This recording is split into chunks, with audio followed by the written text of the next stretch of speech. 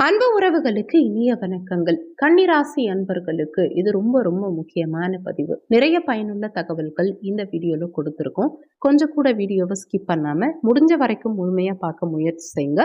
வாங்க வீடியோக்குள்ள போலாம். கன்னிராசியை பொறுத்த வரைக்கும் உத்திரம் 2, 3, 4 பாதங்கள், ஹஸ்தம் 1, 2, 3, 4 பாதங்கள், சித்திரை 1, 2 பாதத்தை உள்ளடக்கியது கன்னிராசி. கன்னிராசிக்கு அதிபதி புதன் பகவான். வீடியோல சொல்லக்கூடிய பலன்கள் ஆண் பெண் இருபாலருக்கும் பொருந்தக்கூடிய பலன்கள். ஒரு சின்ன இன்ஃபர்மேஷன், எங்க கிட்ட டிஆர்பி ஜுவாலஜி நோட்ஸ் தரமான மெட்டீரியல்ஸ் கிடைக்கும். With general knowledge and psychology full சிலபஸும் கிடைக்கும். தேவைப்படுறவங்க கீழே ஜாதகம் பார்க்க கொடுத்திருக்க கான்டாக்ட் நம்பருக்கே கான்டாக்ட் பண்ணலாம். முக்கிய குறிப்பு, எம்எஸ்சி பிஎட் ஜுவாலஜி டீச்சர்ஸ்க்கு மட்டும்தான் நோட்ஸ் இருக்கு. கன்னிராசி என்பர்களுக்கு உங்க வாழ்க்கையில இந்த ஆண்டு புதிதா ஒரு நபர் அல்லது ஒரு நட்பு உங்க வாழ்க்கையில நிச்சயம் வரப்போகுது. அதுவும் வரக்கூடிய 18/5/2025 பின் உங்க வாழ்க்கையில இந்த புதிய நபருடைய என்ட்ரிங்கிறது நிச்சயம் இருக்கும். நீங்க விரும்பினாலும் விரும்பலனாலும் அது நிச்சயம் இருக்கும். வரக்கூடிய ராகு கேது பயிற்சி, குரு பயிற்சி, இந்த 2 கிரக பயிற்சிக்கு பின் உங்க வாழ்க்கையில புதிய நபருடைய என்ட்ரிங்கிறது இருக்கும். உறவுகள் உங்களுக்கு சந்தோஷத்தை கொடுத்திருக்கா அப்படின்னா இல்லங்கிறது தான் உண்மை. எந்த உறவும் உங்களுக்கு சந்தோஷம் தரல. உறவா இருக்கட்டும், நட்பா இருக்கட்டும், உங்களை தூக்கி எரிஞ்சுதான் போயிருக்காங்களே தவிர உங்களுக்கு பெருசா சந்தோஷத்தை கொடுத்ததில்லை. அப்படி ஒரு உறவு உங்களுக்கு சந்தோஷத்தை தருவதற்காக இந்த ஆண்டின் பிற்பாதியில வரப்போகுது. அதே மாதிரி ஒவ்வொரு விஷயமும் வாழ்க்கையில பாசிட்டிவா நடக்கணும்னு நினைச்சிட்டு இருந்தவங்களுக்கு இந்த உறவு கண்டிப்பா உன்னதமான உறவா இருக்கும். ஏன்னா உறவுகள்ங்கிறது ஒரு விரிசலை உண்டாக்கி இருக்கும் உங்களுக்கு கடந்த காலகட்டங்கள்ல. அதுவும் கன்னிராசி அன்பர்கள் ரொம்பவே நொறுங்கி போயிருப்பாங்க.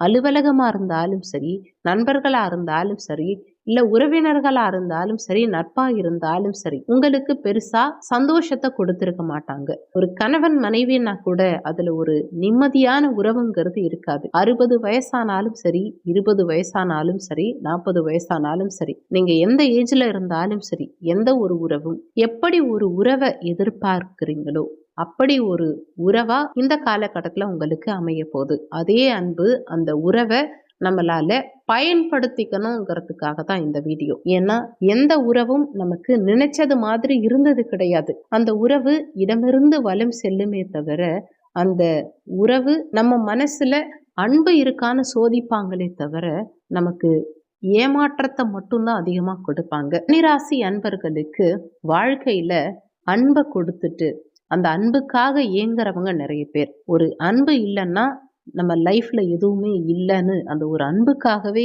ஏங்குறாங்க பாருங்க. அதுவும் வாழ்க்கை முழுதும் அவங்களுக்காகவே தியாகம் பண்றாங்கன்னு சொல்லலாம். நம்ம வாழ்க்கையில ஒவ்வொரு கன்னிராசி அன்பர்களுக்கும் முக்கியமா ஒரு விஷயம் தெரிஞ்சிருக்கணும். என்னன்னா இந்த வாழ்க்கை நமக்கு சரியாகிடும் அப்படின்னு நினைச்சுக்கிட்டே 50 ஆண்டு காலத்தை வேஸ்ட் பண்ணிடுறாங்க. ஒரு 10 வருஷம் நீங்க ஒருத்தவங்களோட நட்புல இருக்கீங்க, இல்ல உறவுல இருக்கீங்க அப்படின்னா அந்த உறவுகள் கூட உங்களுக்கு காயத்தை ஏற்படுத்துதுன்னா அந்த 10 ஆண்டு கால ஒரு நட்புக்கு, ஒரு உறவுக்கு என்ன அர்த்தம் சொல்லுங்க? வலியும் வேதனையும் தான் மிஞ்சம். நமக்கு அன்பை எதிர்பார்க்கிறோம், அன்பை கொடுக்கிறோம், ஆனா ஏமாற்றம், நம்பிக்கை துரோகம், அசிங்கம் இது மட்டும்தான் கிடைக்குது. பொதுவா கன்னிராசி அன்பர்களுக்கு 3ஆம் வீடு செவ்வாயுடைய வீடு. கன்னிராசி அன்பர்கள் அதிகமா பாதிக்கப்படுவது ஒரு பெண்ணால் மட்டும்தான். அது கன்னிராசிக்காரர்கள் ஆணா இருந்தாலும் சரி, பெண்ணா இருந்தாலும் சரி. கன்னிராசிக்காரர்களுடைய 2ஆம் இடம் சுக்கிரனுடைய வீடு. ஆசை இருக்குமே, அது தப்பு கிடையாது. மனுஷனா பிறந்தா எல்லாருக்குமே ஆசை இருக்கும். கன்னிராசிக்காரர்கள் மட்டும் என்ன விதிவிலக்கா? அந்த ஆசையில எப்போதுமே ஏமாற்றம் இருந்தா என்ன செய்யறது? எதையும் தவிர்த்துக்கிட்டே வரலாம், அது தப்பு இல்லை. ஆனா ஒரு முன்னேற்றம் வர வாழ்க்கையில இந்த உறவு நமக்கு ஒரு பாலமா இருந்தா சந்தோஷம். இந்த பாலமா இல்லாம நமக்கு வேதனையா இருந்தா எப்படி இருக்கும்? நிறைய கன்னிராசிக்காரர்கள் நிறைய அவமானங்களை சந்திக்கிறாங்க. அவங்க வாழ்க்கையில ஒரு போர் வீரன் மாதிரி போராடிக்கிட்டே இருக்காங்க. இந்த அவமானத்தை சரி பண்ணணும், இந்த பிரச்சனையை சரி பண்ணணும், இந்த உறவுகளை காப்பாற்றணும். நம்ம மனசுல இருக்கக்கூடிய அத்தனை விஷயங்களையும் மறந்து அத்தனை விஷயங்களையும் வெளியில சொல்லாம அவங்க என்ன அப்படி எதிர்பார்க்கிறாங்கன்னு நினைக்கிறீங்க? தன்னுடைய கவலைகளை ஒருத்தவங்க கிட்ட சொல்லும்போது அவங்க தோல்ல சாஞ்சி தன்னுடைய வேதனைய சொல்லணும்னு தான் நினைக்கிறாங்க. அப்படி அந்த ஷோல்டர்ல சாஞ்சிக்கணும்னு நினைக்கிறாங்க பாருங்க. இன்னமும் ஒரு கன்னிராசிக்காரர்களுக்கு கூட அது சிறப்பா நடந்தது கிடையாது. இன்னைக்கு இருக்கக்கூடிய நிறைய கன்னிராசி அன்பர்களுடைய பிரச்சனை என்னன்னா மனவியாதி தான். யாராவது ஒருத்தவங்க நமக்காக இருக்காங்கன்னு ஏங்கி ஏங்கி வீணா போறது. இன்னொரு விஷயம், மன ரீதியான கஷ்டங்கள் அதிகமா ஏற்படுத்துறாங்கன்னு தெரிஞ்சும் அவங்க கூட பழகிறது. அது என்ன மன ரீதியான கஷ்டங்கள்னு வெளியில யார்கிட்டயும் சொல்ல முடியாமலேயே தனிமையிலேயே வாழ்ந்துடுறது. ஒரு தப்பான முடிவு எடுக்கிறாங்க அப்படின்னா அந்த தப்பான முடிவு எடுக்கிறதுக்கு பின்னாடி என்ன காரணம் இருக்குன்னு பாத்தீங்கன்னா உறவு தான். ரெண்டு விஷயம்தான். இந்த பணம்ங்கிறது என்னைக்குமே கன்னிராசி அன்பர்களுக்கு ஒரு பெரிய விஷயமே கிடையாது. ஆனா கன்னிராசி அன்பர்களுக்கு உறவுங்கிறது ரொம்ப ரொம்ப முக்கியம். இந்த உறவுங்கிறது எப்படி இருக்கும்னு பார்த்தா, நம்ம சொல்ல கேட்கறதுக்கும் ஆள் இல்லை. அவங்க இத சொல் அப்படின்னு அன்பா பேசவும் ஆள் இல்லை. அன்புக்கு ஏங்குறாங்க. நமக்கு ஒரு நல்ல காரணம் என்னன்னா, நம்ம சாப்பிடுற சாப்பாடு என்னன்னு கூட இருக்கவங்களுக்கு தெரியாது. நம்ம என்ன ட்ரெஸ் போடுறோம், எப்படி வாழுறோம், எதுக்காக இருக்கோன்னே தெரியாம நம்மளை யூஸ் பண்ணிக்கிறாங்க. இந்த காலகட்டத்துல, அதாவது வரக்கூடிய மே 18ஆம் தேதி நிகழக்கூடிய ராகு கேது பெயர்ச்சியும் சரி, சனி பெயர்ச்சி கூட ஒரே நேரத்துல கன்னிராசி அன்பர்களுக்கு நிறைய விஷயங்கள்ல சாதகமா இருக்குங்கிறது தான் உண்மை. அதுவும் எந்த அளவுக்கு சாதகமா இருக்குன்னா, நம்ம யாருக்கிட்ட க்ளோஸா போய் பேசினாலும் பிரச்சனை வந்துட்டு இருந்துச்சு இல்லையா, அது இப்ப சரியாகும். நம்ம யார்கிட்டயாவது இப்போ அட்வான்டேஜ் எடுத்து பழகுறோம், பேசுறோம் அப்படின்னா அதுல சிக்கல் வருது இல்லையா, அதுவும் சரியாகும். இவங்க தான் நமக்கு வாழ்க்கையில பெஸ்ட்னு நினைச்சு பழகலான்னு போனா அதுல ஒரு பிரச்சனை வந்துச்சு இல்லையா, அந்த பிரச்சனையும் சரியாகும். வாழ்க்கையில எந்த ரூபத்துல எதை ஆசைப்பட்டாலும் அது சரியா நடக்க மாட்டேங்குதே அப்படின்னு நினைக்கக்கூடிய கன்னிராசி அன்பர்களுக்கு உங்க வாழ்க்கையில இதை நீங்க செக் பண்ணி பாருங்க. நீங்க எந்த விஷயத்திலுமே சரி சந்தோஷமா முழு திருப்தியா இருந்ததா சரித்திரமே கிடையாது. அது லவ்வா இருக்கட்டும், மேரேஜ் லைஃபா இருக்கட்டும், உங்க படிப்பா இருக்கட்டும், வேலையா இருக்கட்டும், குடும்ப சூழ்நிலையா இருக்கட்டும், சந்தோஷம்ங்கிறது எதிலுமே 100% கிடையவே கிடையாது. வாழ்க்கை உங்களுக்கு பிடிச்ச மாதிரி நீங்க வாழ்ந்ததா சரித்திரமே இல்லை. நீங்க எதிர்பார்த்த மாதிரி அமைஞ்சதும் கிடையாது. உங்களுக்கு எதிரில் இருக்கவங்களுக்காகவே வாழுறீங்க.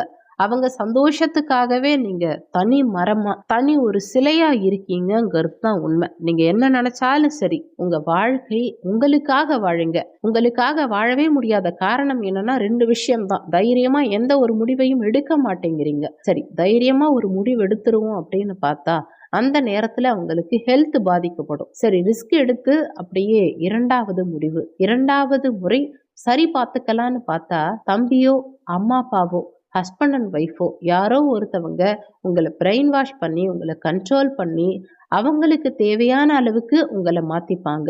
இந்த மாதிரி உங்களை ஏமாத்துறது யாருன்னா உங்களை சுத்தி உள்ளவங்க தான். உங்களை சுத்தி இருக்கும் உறவுகள் உங்களை ஒரு நேரத்துல உதறிவிட்டு போனவங்க. அவங்களுக்கு எப்ப தேவையோ அப்ப நம்ம கிட்ட க்ளோஸா வந்து நம்ம கிட்ட நண்பர்களாகி நமக்கு வலியையும் வேதனையையும் அதிகமா ஏற்படுத்தி நம்மள அழாத குறியா உட்கார வச்சு அன்பு கிடையாதுன்னு புரிய வச்சு நம்ம வாழ்க்கையில தவறு நடக்குதுங்கிறத நம்ம உணர்ந்துக்கிற நேரத்துல அவங்க நம்மளை விட்டு வெளியில போயிடுவாங்க.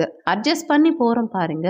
இதெல்லாம் தெரிஞ்சும் எவ்வளவு ஒரு கேவலமான வாழ்க்கைய கன்னிராசிக்காரங்க வாழறாங்கன்னு யோசிச்சு பாருங்க. நமக்கு ஆப்போசிட்ல உள்ளவங்க தவறு செய்யறாங்கன்னு தெரிஞ்சும் அன்புக்காக அவங்களுக்கு சப்போர்ட்டிவா இருக்கீங்க. காரணம் என்ன? அதுவும் அன்புதான். தவறு செய்யறவங்க நல்லா தெரிஞ்சு வச்சுக்கோங்க. அவங்க அன்பானவங்களா இருந்தாலும் சரி, உங்களுக்காக வாழறவங்களா இருந்தாலும் சரி, அதே கன்னிராசிக்காரங்க தப்பு செய்யறாங்கன்னு சொல்றாங்க இல்லையா, ஆனா கன்னிராசிக்காரங்க ஏன் தப்பு செய்யறாங்க? எதிரில் உள்ளவங்க தப்பு செய்ய உங்களை தூண்டுறாங்கிறது தான் உண்மை. என்ன காரணம்னா, நீங்க சரியா இருந்தா கன்னிராசிக்காரங்க ஏன் தப்பு செய்ய போறாங்க? கன்னிராசிக்காரர்களுக்கு ஒவ்வொரு விஷயமும் ஒவ்வொரு புது பிரச்சனையா இருக்கும். வாழ்க்கையில யாராவது ஒரு புது பிரச்சனைய சந்திக்கிறாங்கன்னா அங்க கன்னிராசிக்காரர்கள் ஃபர்ஸ்ட் இருப்பாங்க. இந்த கன்னிராசி அன்பர்களுக்கு நோய்களும் அதிகமா இருக்கு. புதுசா பிரச்சனை, நோய், மன அழுத்தம், மன வலி, சொல்ல முடியாத கஷ்டங்கள் இதெல்லாம் இருக்கணும். இந்த 2025ஆம் ஆண்டின் பிற்பாதி நிச்சயமா சூப்பரா இருக்க போகுது. அதுக்கு ஒரு நல்ல காரணம், ஒரு நட்பு, ஒரு உறவு உங்களை தேடி வரப்போகுது. இது ஆரம்பத்துல நட்பா இருக்கலாம், ஆனா போக போக இதுவே ஒரு உறவா கூட மாறலாம். நிறைய பேர் சொல்லலாம், இதுக்கு மேல எனக்கு அடி வாங்குறதுக்கு ஒண்ணுமே கிடையாது. அந்த அளவுக்கு ஏற்கனவே அடி வாங்கிட்டேன்.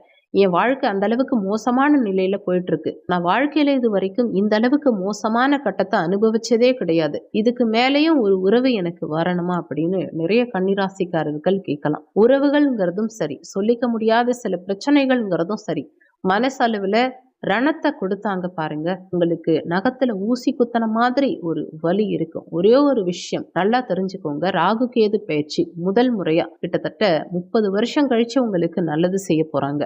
அடுத்த 18 மாசமும் ராகு கேது இருவருமே ரொம்ப சூப்பரா இருக்க போறாங்க. ஏன்னா ஞானக்காரகன் கேது மோட்சஸ்தானமான 12ஆம் பாவகத்துக்கு போறார். இந்த 12ஆம் இடத்துக்கு கேது வரும்போதும் 6ஆம் இடத்துக்கு ராகு வரும்போதும் நிறைய நல்லது செய்வாங்க. இந்த நேரத்தை சரியா பயன்படுத்திக்கோங்க. அதே மாதிரி 10ல குரு வரப்போறார். பதவி சுகம் கிடைக்கும். 7ஆம் இடத்துக்கு சனி பகவான் வந்திருக்கார். உங்க வாழ்க்கையில இதுதான் ஒரு சரியான காலகட்டம். இந்த பிரபஞ்சம் உங்களுக்கு ஒரு அன்பான பரிசை தரக்கூடிய காலகட்டம் இது. இந்த காலகட்டத்தை சரியா பயன்படுத்திக்கோங்க. நிச்சயம் நல்லது நடக்கும். வீடியோல சொல்லி இருக்கக்கூடிய பலன்கள் கோச்சார பலன்கள். இது வெறும் 20% தான் ஒர்க் பண்ணும். மீதி 80% உங்க சுயஜாதகப்படி தான் வாழ்க்கையில எல்லாமே நடக்கும். இந்த வீடியோல உங்களுக்கு ஏதாவது சந்தேகம் இருந்தா கீழே இருக்க கமெண்ட் செக்ஷன்ல சொல்லுங்க.